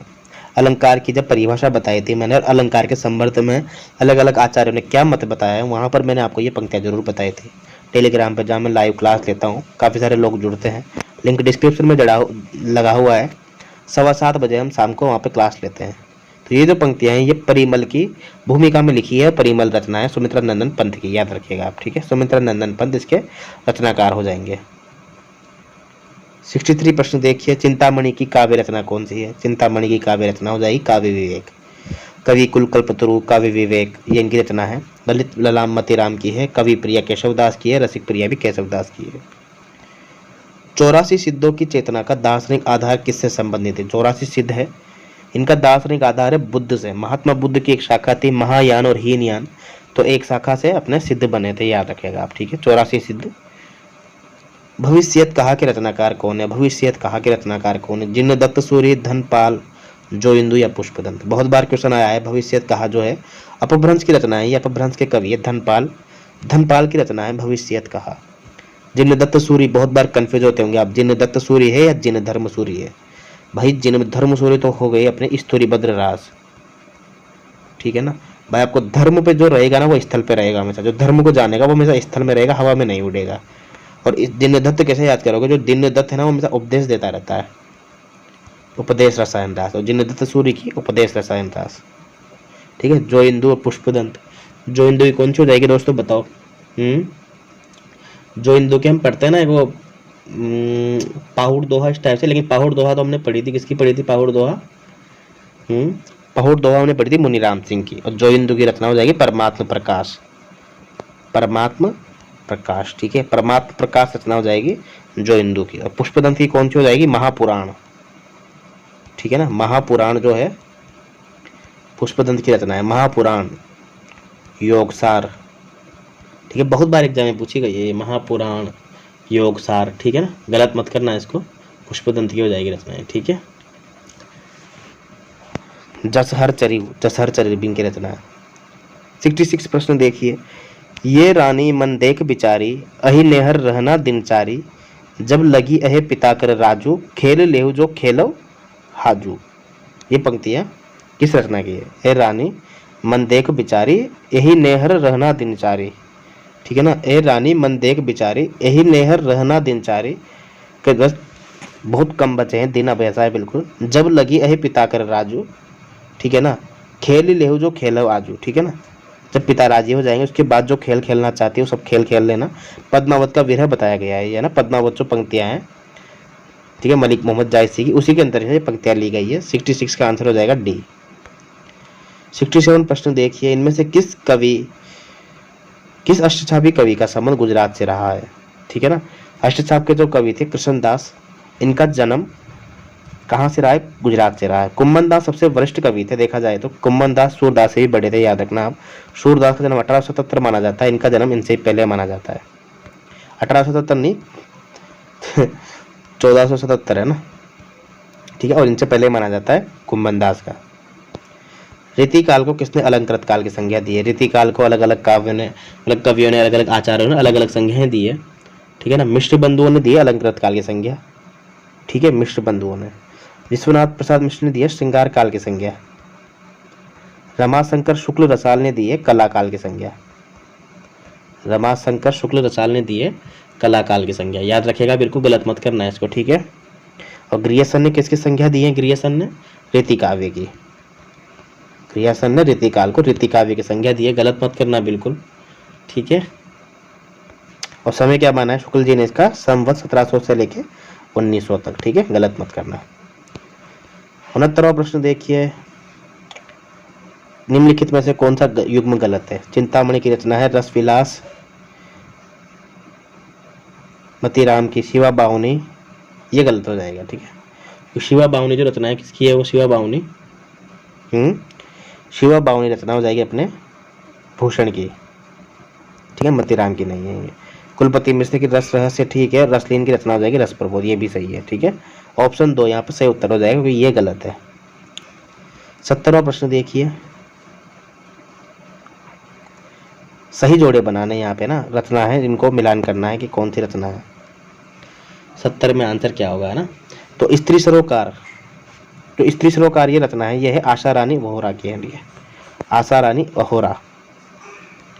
तो पहले का आंसर होता है स्त्री सरोकार, स्त्री को सरोकार की आशा दिखानी है तभी स्त्री रानी बन सकती है, तो स्त्री सरोकार आशा रानी वोहरा। हम सभ्य औरतें, हम सभ्य औरतें किसकी रचना हो जाएगी? हम सभ्य औरतें, ये हो जाएगी मनीषा की। हम सभ्य औरतें, औरत के लिए औरत, ये नासिरा शर्मा की, बहुत बार पूछी गई है ये तो, नासिरा शर्मा की। और उपनिवेश में स्त्री ये हो जाएगी प्रभा खेतान की, ये तो बहुत बार पूछी गई है। उपनिवेश में स्त्री तो मुझे याद है, आपको याद भी होगा, स्त्री लेखन का प्रस्थान बिंदु कहा जाता है प्रभा खेतान को। अगर आपको ये भी याद है कि डी में 3 होगा, तो ये देखिए आप, डी में अगर 3 आपको याद है तो देखो सिर्फ डी में 3 एक ही ऑप्शन में है, डी में 3, तो सी ऑप्शन सही हो जाएगा यहाँ पे। तो कभी कभी ऐसा नहीं है कि गौण रचनाएं पूछता है तो घबराने का नहीं है, ठीक है। 71वां प्रश्न देखिए, प्रतिपल परिवर्तित व्यू, भेद कौशल समूह, राक्षस विरुद्ध प्रव्यूह, कि हर एक क्षण है ना, मतलब जो व्यू है, जो चक्र है, वो पूरा का पूरा युद्ध का पूरा जो रूप है वो बदल रहा है। भेद कौशल समूह, और जो हमारा जो ग्रुप है कहीं ना कहीं देखा जाए तो राम जी का, उसको वो जो रावण का जो ग्रुप है वो भेद रहा है कहीं ना कहीं देखा जाए तो। हमारा जो कौशल है वो सबका सब नष्ट हो रहा है। राक्षस विरुद्ध प्रव्यूह, और राक्षसों के विरुद्ध हम युद्ध कर रहे हैं, हाहाकार मचा हुआ है। क्रुद्ध कपि विषम हो, और जो कपि लोग हैं हमारे वो विषम भाव हो रहे हैं, जो उनका जो भाव है वो उल्टा हो रहा है, क्योंकि कहीं ना कहीं वो संभाल नहीं पा रहे रावण की सेना। पंक्तियां किसकी है? निराला की पंक्तियां हैं, राम की शक्ति पूजा की पंक्तियां हैं। ये महाकाव्य है, ये 1936 में लिखा गया महाकाव्य है ये, ठीक है, शुरुआती पंक्तियां हैं ये। 72वां प्रश्न देखिए, संपादक और पत्रिका की दृष्टि से कौन सा युग्म अनुपयुक्त है? गलत युग्म छाटना है यहाँ पे। समालोचक चंद्रदत्त शर्मा गुलेरी, सही है ये। सुदर्शन की पत्रिका है, सुदर्शन पत्रिका के संपादक है देवकीनंदन खत्री और माधव प्रसाद गुप्त, ये भी सही है। माधव प्रसाद मिश्र है दोस्तों ये, है ना। इंदु के संपादक ईश्वरी प्रसाद शर्मा, गलत है ये। इंदु के संपादक हो जाएंगे अपने जयशंकर प्रसाद, ठीक है, याद रखिएगा, जयशंकर प्रसाद। और अंबिका प्रसाद गुप्त है जो इनके मामा जी थे, इन दोनों ने मिलकर हिंदू पत्रिका का संपादन किया था। पाटलिपुत्र के संपादक कौन हो जाएंगे? काशी प्रसाद जायसवाल, तो ये भी सही है। सी ऑप्शन गलत हो जाएगा, उपयुक्त का यहाँ पे चयन करना था। डूबते मस्तूल किसका उपन्यास है? डूबते मस्तूल नरेश मेहता का उपन्यास है, ठीक है, नरेश मेहता का उपन्यास है डूबते मस्तूल, ठीक है। इनकी काव्य रचना आपको याद होगी सही, नरेश मेहता की कौन कौन सी है? संशय की एक रात, ठीक है, प्रभात पर्व, शबरी, तो बहुत इंपॉर्टेंट है ज़्यादातर तो। बाकी उपन्यास में डूबते मस्तूल इनका बहुत इंपॉर्टेंट उपन्यास है, बहुत बार पूछा गया है, ठीक है ना। यह पथ बंधुता, यह भी इनका उपन्यास है, यह पथ बंधु था, है ना, बहुत बार पूछी गई है ये वाला उपन्यास भी, लेकिन डूबते मस्तूल ज़्यादा इंपॉर्टेंट है, आप तो याद रखिएगा, ठीक है। 74वां प्रश्न देखिए, निम्नलिखित में से कौन सा युग्म सही है? सही युग्म बताना है, कौन सा युग्म सही है, उपयुक्त बताना है। पहला ऑप्शन है प्रिया जो रचना है दीप्ति खंडेलवाल की। मैं और मैं उषा प्रियमवदा, बेघर मंजुल भगत, और स्वामी हो जाएगा मृदुला गर्ग। सिर्फ और सिर्फ पहला ऑप्शन सही है यहाँ पे, जो प्रिया रचना है वो दीप्ति खंडेलवाल की है, बाकी सारी की सारी गलत है, ठीक है ना। बाकी किसकी किसकी रचना हो जाएगी दोस्तों? मैं और मैं जो रचना है ये हो जाएगी अपने मृदुला गर्ग की, मृदुला गर्ग की रचना हो जाएगी, मृदुला गर्ग जो है मैं और मैं, ठीक है। बेघर किसकी रचना है? बेघर जो है ममता कालिया की है, ठीक है, ममता कालिया की रचना है बेघर। और स्वामी जो है मन्नू भंडारी की रचना है, स्वामी मन्नू भंडारी की, ठीक है। आपका बंटी तो आप याद रखते हो मुझे पता है, लेकिन मन्नू भंडारी की एक रचना है स्वामी, ये भी याद रखना आप। 75वां प्रश्न, आज का आखिरी प्रश्न देखते हैं दोस्तों। ये 3 वर्ष किस विधा की रचना है? 3 वर्ष जो है उपन्यास है, ये किसका उपन्यास है? 3 वर्ष ये उपन्यास है भगवती चरण वर्मा का, जिनके उपन्यास को पहली बार साहित्य अकादमी पुरस्कार मिला था, या जिनके ही उपन्यास को पहली बार, या उपन्यासों में पहली बार साहित्य अकादमी इन्हीं के उपन्यास को मिला था, जिसका नाम क्या है? भूले बिसरे चित्र, ठीक है। साहित्य अकादमी जो था वो मिलना तो 1955 से स्टार्ट हो गया था, परंतु उपन्यासों में जो पहला उपन्यास था वो 1961 में साहित्य अकादमी मिला था, वो भगवती चरण वर्मा का था। भूले बिसरे चित्र उसका नाम था, जो कि 1959 में प्रकाशित हुआ था, तो याद रखिएगा, है ना। सही उत्तर हो जाएगा हमारा उपन्यास, ठीक है। इतने क्वेश्चन थे दोस्तों, कैसा लगा वीडियो कमेंट करके ज़रूर बताना। कोटा एजुकेशन हब के नाम से हमारा एक टेलीग्राम चैनल भी है, लिंक आप डिस्क्रिप्शन में आपको लिंक मिल जाएगा, ठीक है, ज्वाइन जरूर कर लिएगा। वहाँ पे आपको उसकी PDF मिल जाएगी, और जितने भी PYP वगैरह पहले हम करवा चुके हैं, UGC नेट से संबंधित पेपर, RPSC असिस्टेंट प्रोफेसर से संबंधित पेपर, UP से संबंधित, MP से संबंधित, सेट से संबंधित सभी की PDF आपको वहाँ पे मिल जाएगी। और कोई भी डाउट हो तो आप कमेंट कर सकते हैं, ठीक है। और वीडियो अच्छा लगा हो चाहे बुरा लगा हो, आपको कमेंट जरूर करना है, ठीक है ना। हमारी मेहनत तभी सफल होती है, ठीक है, क्योंकि हम तो फ्री में कर रहे हैं, जो भी कर रहे हैं आपके लिए, हमारा कोई से निजी फ़ायदा नहीं है भाई। ये जो लोग पैसे लेके एक प्रकार से टेस्ट सीरीज स्टार्ट करते हैं, उसमें भी अच्छा कंटेंट नहीं देते बच्चों को, और बाद में निराश होते हैं, तो उनके लिए एक छोटी सी अप्रोच मैंने स्टार्ट की है, देखा जाए तो ध्यान रखिएगा अपना। मिलते हैं फिर बाद में दूसरी वीडियो के साथ। Thank you, bye bye.